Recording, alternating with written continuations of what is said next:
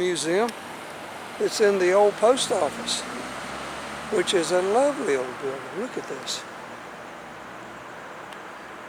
AC, 150 years old. Look at the carvings. Oh, these old buildings, old post offices, they were so beautiful.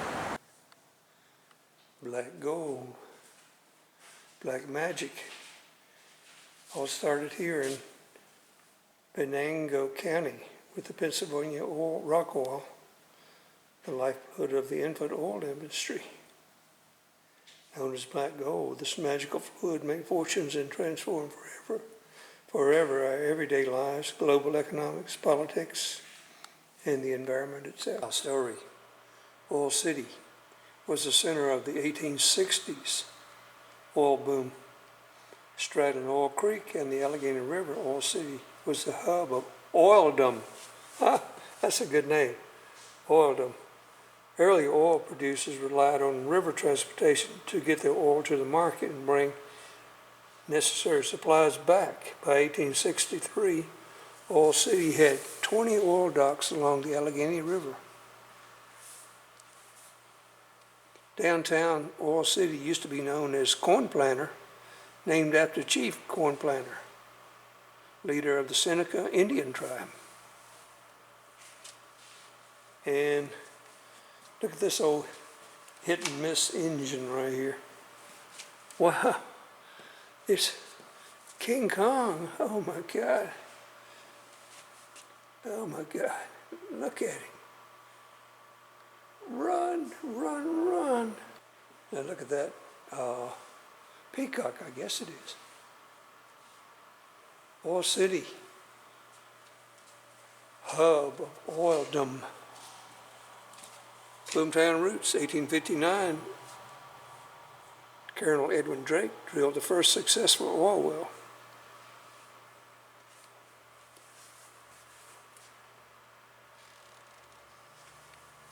And there's pictures of it right there. Oil on the brain. The Yankees boasted they make clocks which just beat all creatures. They also made one that would keep time with the great speculation. Our stocks, like clocks, go with a spring, wind up, run down again. But all our strikes are sure to cause oil on the brain.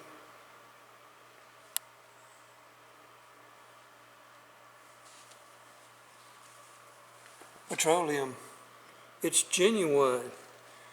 It's a natural remedy for burn scalds, diarrhea, cholera, piles, etc. Absolutely. The oil was first used as kerosene, and kerosene was invented by a guy, and he registered the name kerosene. Engineer's level. All right, look at these dollar bills right here. Oil City. What is that? What is that Oil City stuff? Issued by the First National Bank of Oil City. National banks, I guess, could issue currency. And there's McKinley, William McKinley on it. And who's this right here? Harrison on that one, the $5 bill. Look at this theater right here. That's very intriguing there.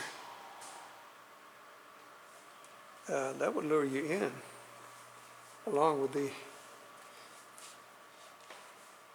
Wurlitzer, the mighty Wurlitzer. Oh yeah, I'd love to hear that. I guess that maybe they have somebody that plays this thing. The Latonia Theater in Oregon. All right, here we go. The past stays with us. The luxurious Latonia Theater in Oil City was a popular motion picture house in the region for several decades. The original peacocks salvaged from the theater were mounted on the columns above you. Yeah, I thought that was a peacock. The museum acquired the Latonia's 1928 Wurlitzer, Oregon in 1988. thousands of hours of volunteer and professional labor required to restore the organ, which includes more than 600 separate pipes, as well as numerous sound and effects and percussive instruments. The stage of the Latonia Theater. There's the other peacock. An old lamp stands in the windows of West 3rd Street home. It was recently resurrected from an attic, wired for electricity.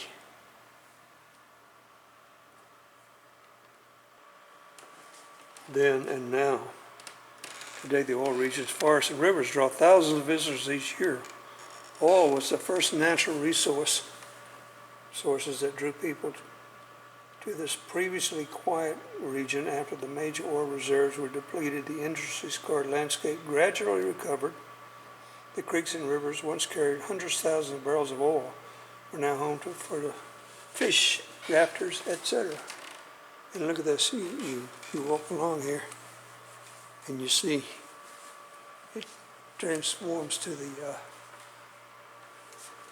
Drake area where all the oil booms, where the oil field.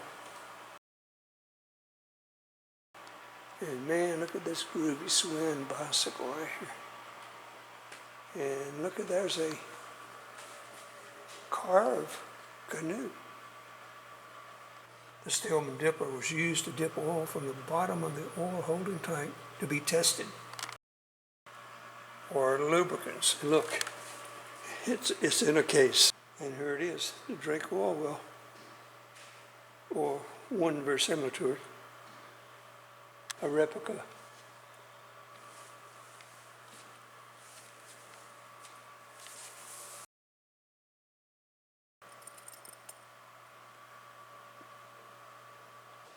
And these are various pipe fittings and etc. used in the oil fields and drilling. Look at all these big heavy tools here. Cable drilling tools. Public watchdogs. Ida Tarbell, investigative journalist.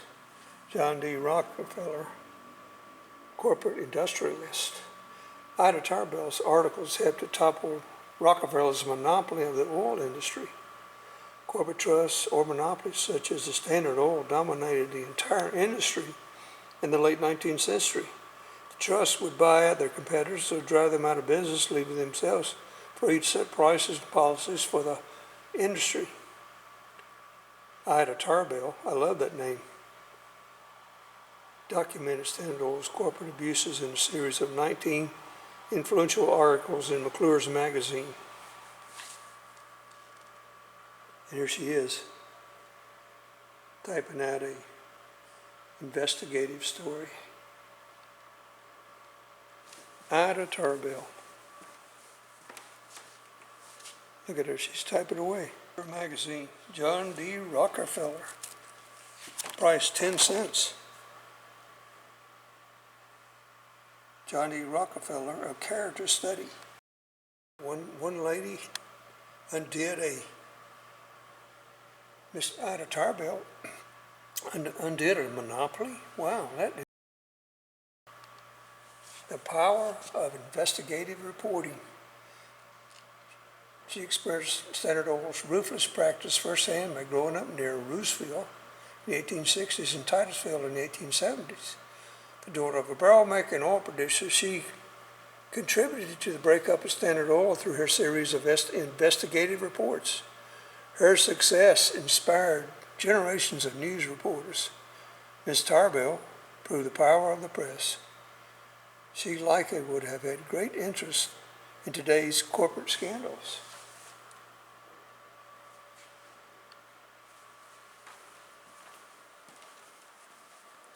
This is a pumping engine.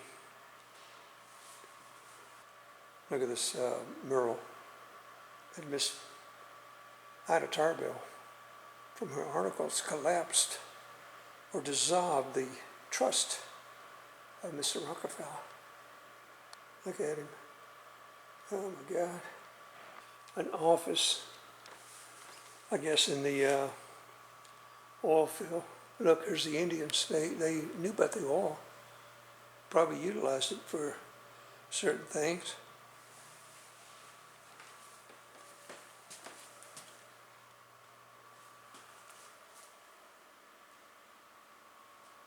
Oil City Trust Company. That would be the bank. Most likely owned by Mr. Rockefeller. Look at these models of this old train here. And that is really neat. I'm not sure what this dinosaur is in here. Modern alchemy. Transforming crude oil through the magic of refining and chemistry, petroleum becomes gasoline, plastics, and many other products. At refineries, crude oil is heated until it boils. As it cools, different parts separate and become distinct substances. Each substance is used for specific products, such as plastics, jet fuel, gasoline, home, heating oil, candles, crayons, or petroleum jelly. How much oil do you use?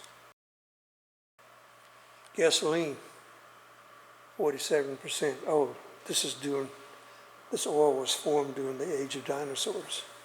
47% goes to gasoline, 10% lubrication for factories, 3% asphalt and road oil, 10% jet fuel, 3% plastic and chemicals, and 27% diesel and home heating oil.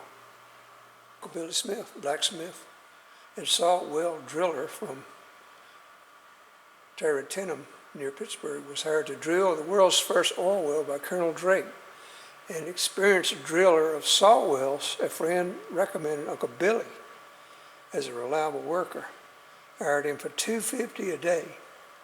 Having made the necessary tools, Uncle Billy arrived at Titusville in spring of 1859. Through the summer, he toiled to overcome numerous problems. Just as Drake's money was to run out, Uncle Billy found oil in the well hole on August 28th. The first oil well was successful. After drilling Drake's well, Uncle Billy drilled others along the Oil Creek.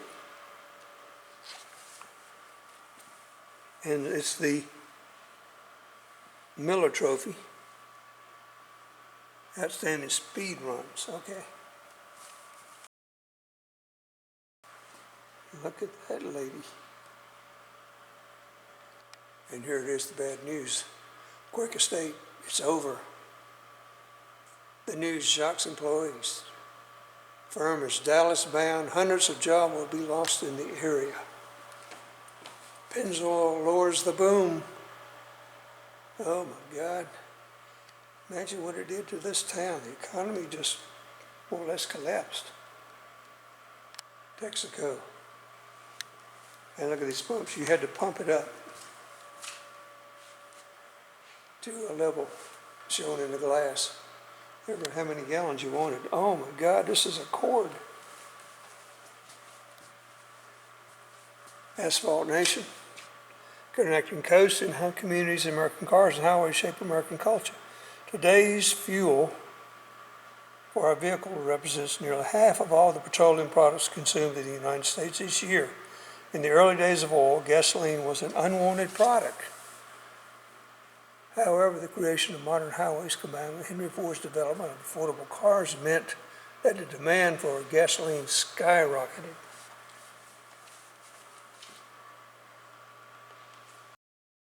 This is really styling here. Look, they're going for a picnic in this convertible Cord, 1937 Cord. Boy, this is a classic.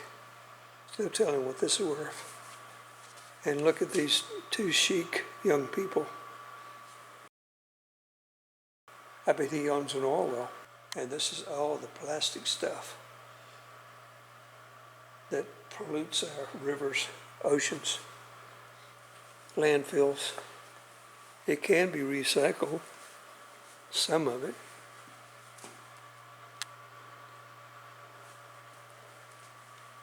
Running with the wolf. Wolf's Head Motor Oil. Society of the Road. I guess that would be me right now. Americans take to the road for adventure as well as out of necessity. Highway maps. Now you have a cell phone with Google Maps. Camping, motorcycles, semi-trucks, automobiles. And motor courts. Oh, it's a gas station, 1927. Wow, look at all these motorcycles. Is this early Sturgis? Camping outside in a tent.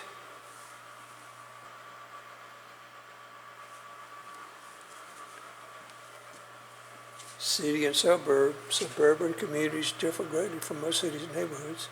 People with cars moved to the suburban developments,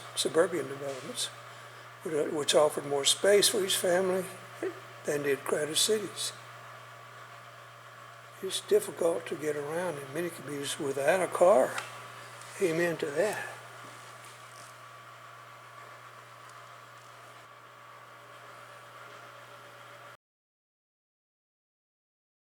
Exploration here.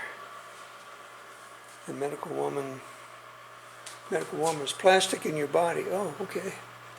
These are all the devices that are now available for people. Well, let's check out this conference room here. Go by and say hello to Santa Claus. Once a little mama monkey and her babies. Wow, look at all these pictures here on the wall. And here we go. This is the father of refineries. And where would this be? The Humboldt Mining and Refining Company of New York erected this first model refinery outside the town of Plumer. This refinery was most advanced and largest in the oil regions and had a capacity of 470 barrels every 36 hours. Built only 3 years after Drake's well came in, it led the way to advanced refining techniques. Well designed, most of the oil flowed from process to process by gravity. In cold weather, was kept fluid with steam heat. Okay, so here's the tanks right here. Go down to here and just kind of gradually go down through each process. And here we go. Here's the tanks. You go over here to the charging tank, go down here to the steel platform.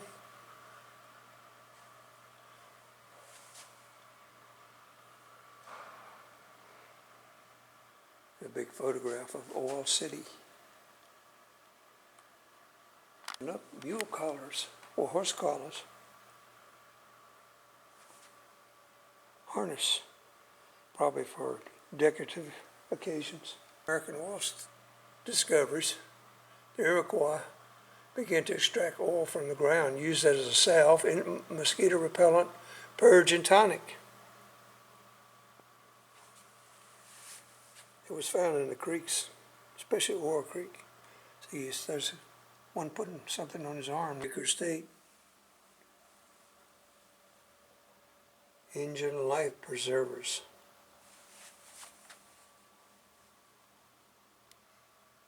The Good Hope Lutheran Church, celebrating 150 years.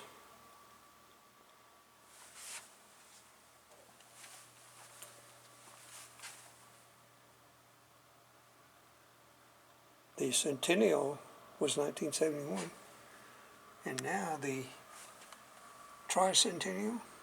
No, what is it? What is 150 years? I forget. But anyhow, that's what they're celebrating this year, 2021. I was standing on the bridge, on the Allegheny Bridge in the Oil Creek. I thought about, did they ever have floods here? Yes, they did, and did. Oil City, 1892.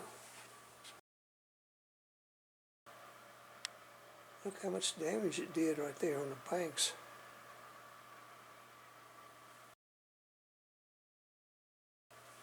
And look at that. This is in the bathroom.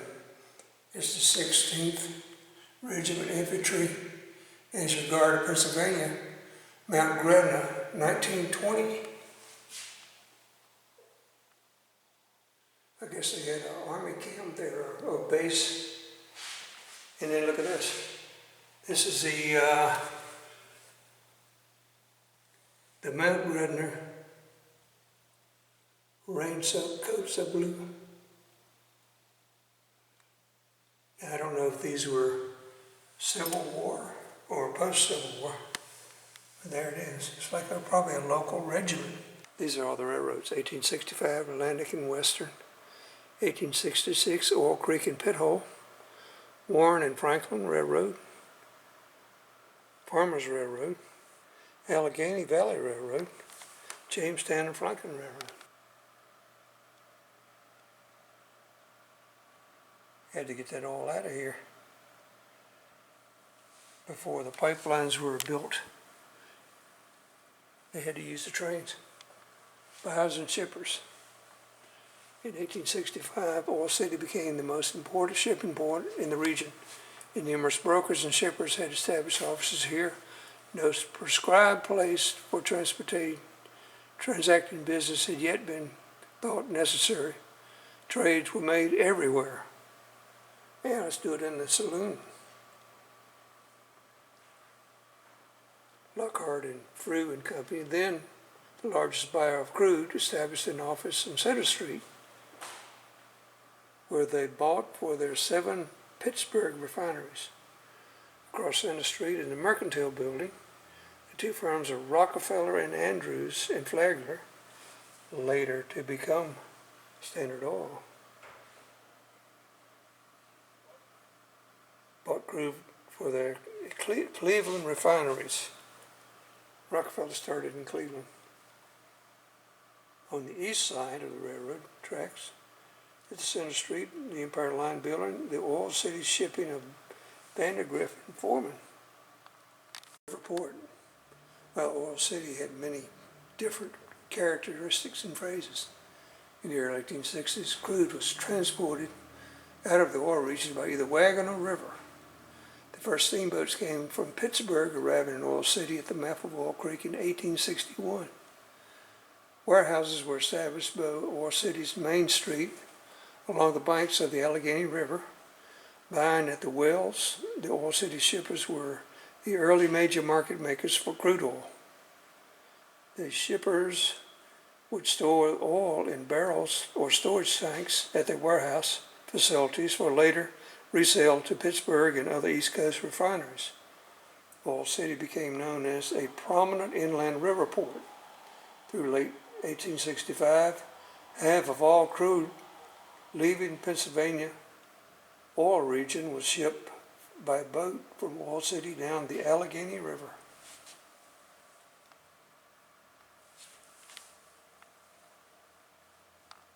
Oil exchange. December 1869, a formal exchange for trading crude oil was established in Oil City. Offices for the assembly were initially rented at the Pacific Atlantic Telegraph Company in Center Street.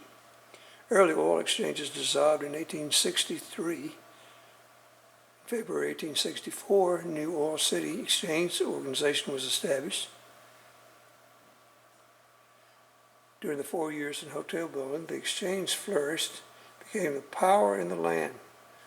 The New York Graphic said in 1877 that the trades of Oil City Oil Exchange ranks third in extent of business in the United States.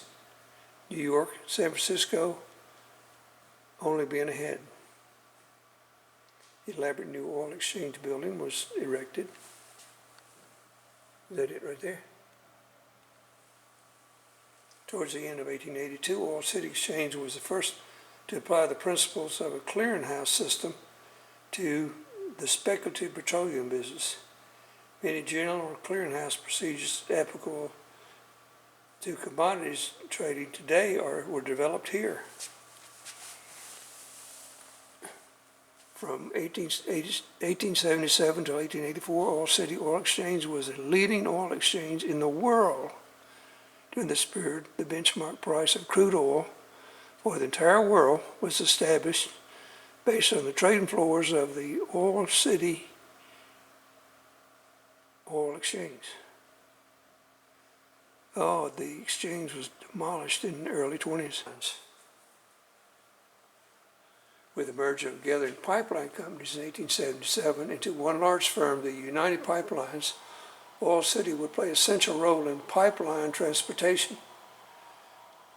The United Pipelines Incorporated was owned by Standard Oil and originally was headquartered in Oil City Trust Company at the corner of Seneca and Sycamore Streets.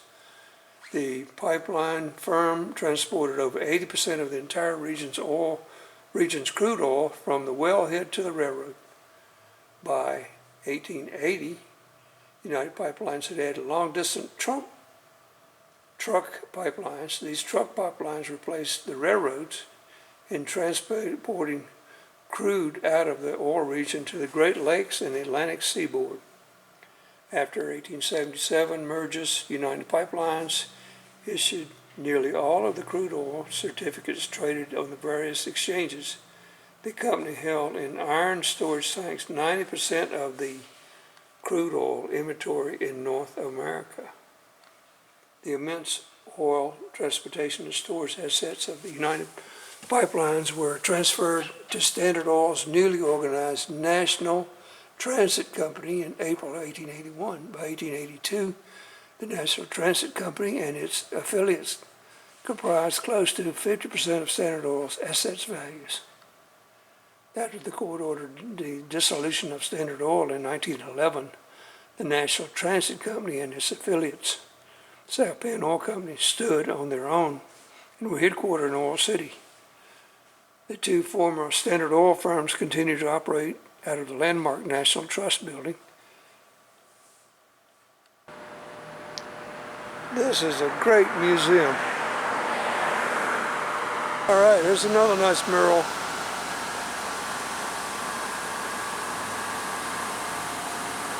Oil City has kind of a ghost town look about it.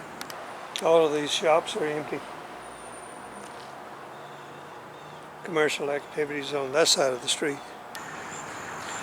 When I first came to this town about 10 years ago on a trip, there was a huge parking deck, about 4 or 5 stories high, and I think this is where it was. There's some kind of transportation hub here, and an old factory building. I don't know if it's occupied or not. There's a eerie calmness here. You don't see many people at all. A lot of the businesses are closed. The buildings are empty. And there's not much traffic. It's a really kind of a eerie feeling.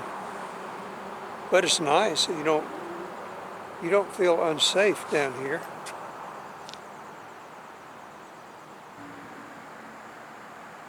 There's one of those engines that was in the shop. Used to pump oil. Joseph Reed. His foundry had like 1,000 workers, I think. Founded in 1898. The engine company to produce engines for pumping oil wells. Machinist in Scotland, Joseph Reed traveled to America in the early 1860s. And soon went to work as a steam locomotive builder in Philadelphia. Eventually, he was drawn to the western Pennsylvania oil fields, where he became fascinated by the strange drilling and pumping machinery, often invented on the spot by oilmen in need of quick solutions. While running a company that made oil burners, Reed saw infinite possibilities of using engines in the booming petroleum industry. He pioneered an engine that would run on natural gas, a byproduct typically found where there is oil wells, which could be installed directly in the oil fields. Reed sold his first engine in 1894. 5 years later, he established the Joseph Reed Gas Engine Company. Joseph Reed was considered a genius in mechanical design. And there's one of his early oil field engines.